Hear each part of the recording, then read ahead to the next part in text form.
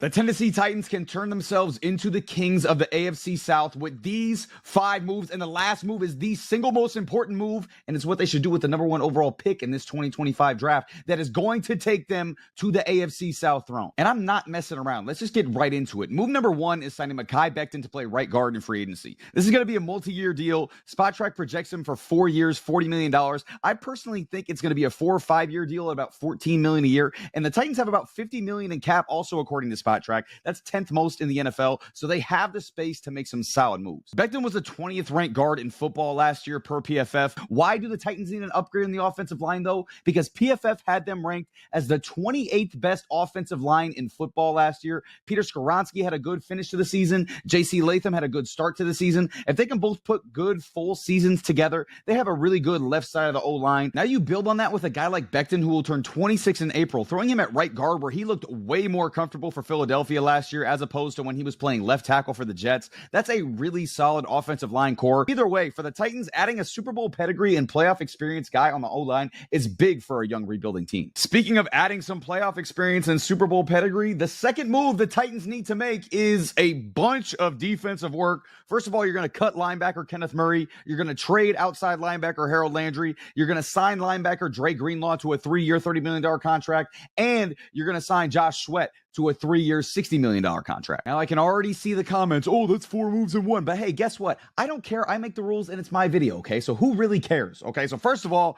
I'm going to start with Kenneth Murray. The good news for Murray, he was on the field a lot for the Titans last year, and he led the team in tackles with 95. The bad news is he was one of the worst linebackers in football last year, 3rd worst, 82nd of 84 graded inside linebackers per PFF, having the 2nd worst run defense grade as well. Plus, the way that contract was structured, there's an out for the 2nd year where the Titans can save $8 million on their salary cap with just $2.5 million in dead cap, so he is an easy cut candidate. And what better guy to replace Kenneth Murray with than one of the best linebackers in football in Dre Greenlaw, who did miss most of the 2024 season coming off that Achilles tear in the 2023 Super Bowl. This is a guy who gets overshadowed by Freddie Warner in San Francisco, but Niners coaches, front office, and the fans know how good and important Dre Greenlaw is with that team. And even though he's coming off of a bit of a lost year, which could actually help you a little bit as far as a discount goes, he's going to be just 28 years old next year and can be a cornerstone for your defense going forward. Pair him with Jack Gibbons in the Titans linebacker core, who's still a pretty young player and showed flashes last year of being even better. I think that's a really exciting duo for the Titans defense next year. And now we're adding Josh Sweat. This one's going to cost a pretty penny, but it is going to help you fortify that defensive line. And he's the brother of Tavondre Sweat, who is really good as a rookie for the Tennessee Titans. So there's incentive for Josh to join his brother there.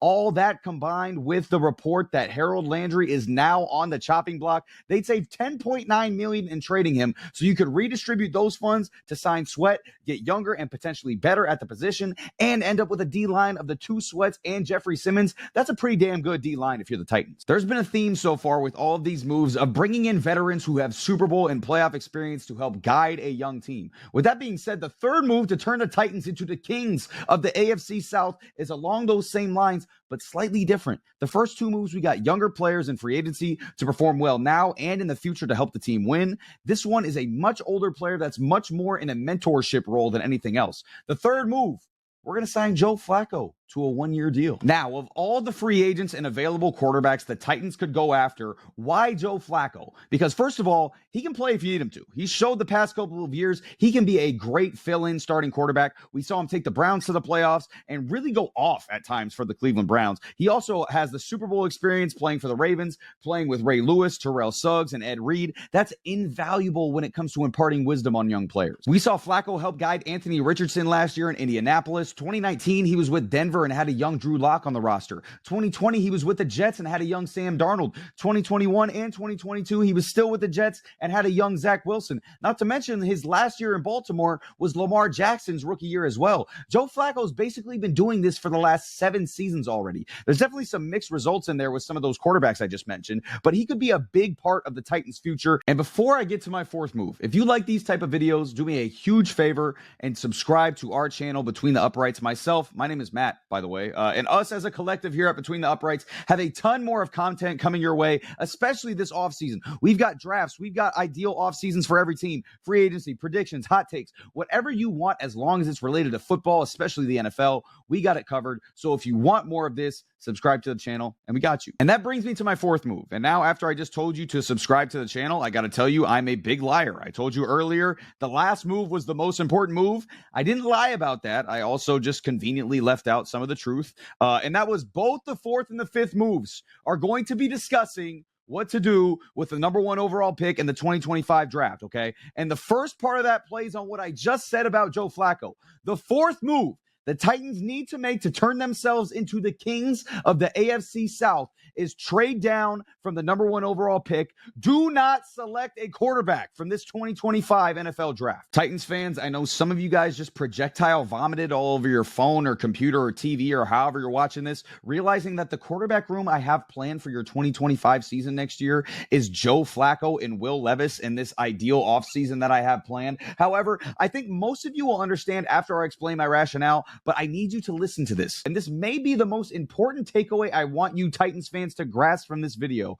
You guys should still want to have a bad team next year. You should actively desire being ass in 2025. There is not a single move the Tennessee Titans could make this offseason outside of convincing the Eagles, the Chiefs, the Ravens, or the Bills to just swap teams with them to make yourselves a Super Bowl contender this year. Because that's why we play football, right? That's why we play all sports. We play to win championships, or at the very least to be contenders to win championships. The Titans aren't that. So we are playing this to turn ourselves into the kings of the division in 2026 and Super Bowl contenders after that. Titans fans, this is why your plan doesn't involve Aaron Rodgers at all, okay? I know the betting public and the fans as well think he's an option in Tennessee. I would not want Aaron Rodgers if I was a Titans fan. He's not good anymore as a player. And even though he's not good as a player, he might be good enough to get you guys a few more wins and ruin your 2026 draft position. And that's what I'll talk about next. This 2025 class of quarterbacks doesn't have a superstar in it to me. If they keep the number one overall pick, I think they should draft Shedeur Sanders number one overall this year.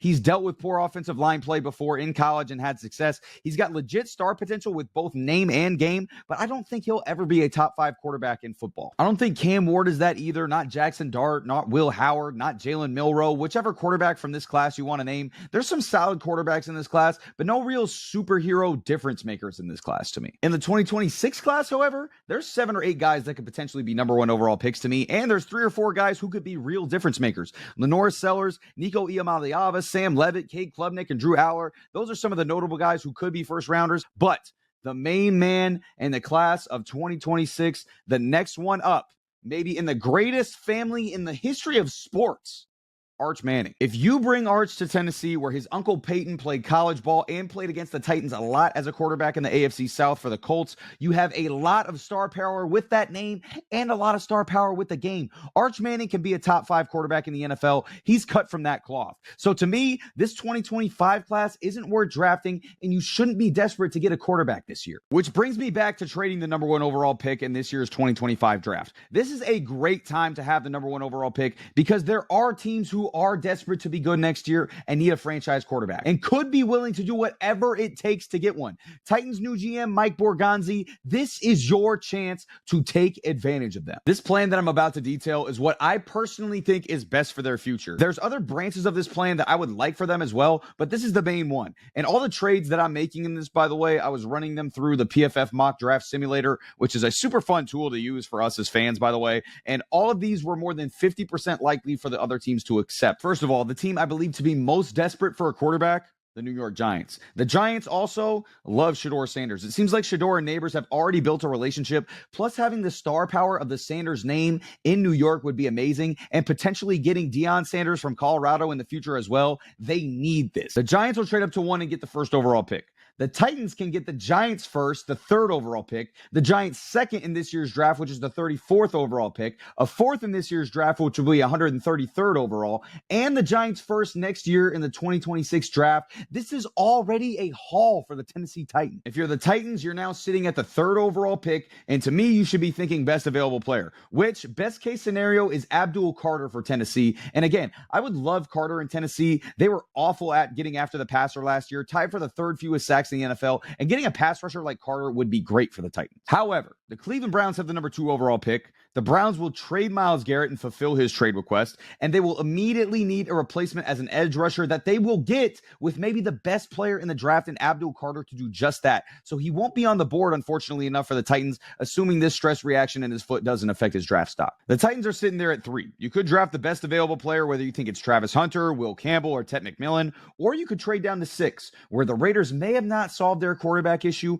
or it could be a temporary solution with Russell Wilson to reunite with Pete Carroll. And if I'm the Raiders, I want a quarterback to come in and learn from a Russell Wilson, then take over after a year or two. I think the Raiders could really fall in love with Cam Ward. I think the Jets are also on the board for a team to trade up for a quarterback as well, because the Jets could do a Justin Fields and Cam Ward, and that would be just one spot lower as far as draft position goes. But I like Cam Ward to the Raiders. So the Titans go to the Raiders and say, you can have the 3rd overall pick, but we need the 6th overall pick that you have this year in the 2025 draft, and we need your 2026 first round pick and your 2026 third round pick next year. And the Raiders are going to do it because they want to put their young quarterback Cam Ward in a great position to succeed behind a championship head coach and a championship quarterback. And the Titans are going to do it because they can continue to stockpile picks, especially in 2026. And finally, my 5th and final and most important move for the Tennessee Titans to be the kings of the AFC South in the future is to draft the best available player at 6 and use the rest of the draft to fill the weaknesses on the team, and then just accumulate 2026 picks. And with the 6th overall pick, the Titans could still get one of the best players in the draft. Ted McMillan might be the best wide receiver in the draft, and he could help with an underwhelming wide receiver core outside of Calvin Ridley.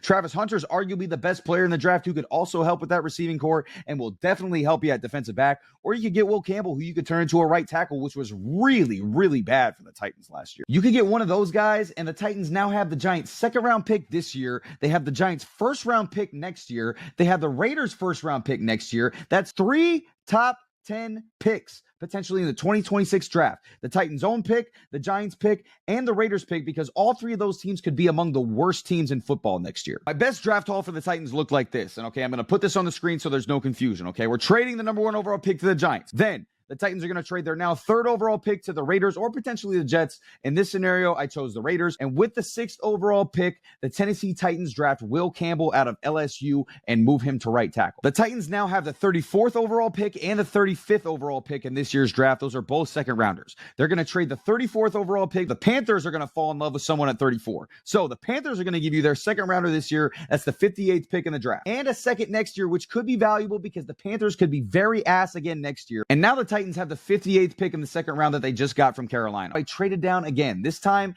to 80 with the Colts, where I got the Colts' 3rd round pick and the Colts' 4th round pick in 2026. I only did rounds 1 through 3. I didn't do rounds 4 through 7 because there was a lot of moves, and to be honest, I was exhausted after all those moves. So after rounds 1 through 3, not even including the 4th through 7th rounds, this is the offseason haul for the Tennessee Titans. The Titans are now putting all of their eggs into the 2026 draft basket. Combined with their own picks and the picks that they just got, they would now have 3 2026 firsts, 2 2026 seconds, 2 2026 thirds, and 2 2026 4th round picks, all of which could be high in those drafts because all the teams that they traded with could be bad in 2025 as well. And that puts all the pressure on the Titans front office to put together a great draft in 2026, which they have not done in a long time. They have not been good at drafting at all. Objectively awful, in fact. They had a great draft in 2019. It was Jeffrey Simmons, A.J. Brown, Nate Davis, Amani Hooker, and David Long, all basically starters since that draft. Their 1st round picks since then, however, 2020, it was Isaiah Wilson. He played 1 game. He's not in the league anymore. 2021, it was Caleb Farley. He played 12 games with the Titans. Now he's with Carolina. 2022, it was Treylon Burks. He has 699 career receiving yards in 27 games over 3 years with the Titans, and they basically traded A.J. Brown for him, which looks awful right now. Peter Skoronski was the 2023 first-round pick for the Titans, and J.C. Latham was the 2024 first-round pick for the Titans. Both have shown flashes of being really good players, but it's not just the first-round picks that haven't been good. There's been a lot of sketchy and spotty later round picks as well from these Titans drafters. Don't get me wrong, this 2025 draft is very important for the Tennessee Titans, but the 2026 draft is even more important, and since you have a new GM in Mike Borgonzi, he's going to have an opportunity to flip the script. I'm Matt from Between the Uprights, and that's going to be it for me. Peace.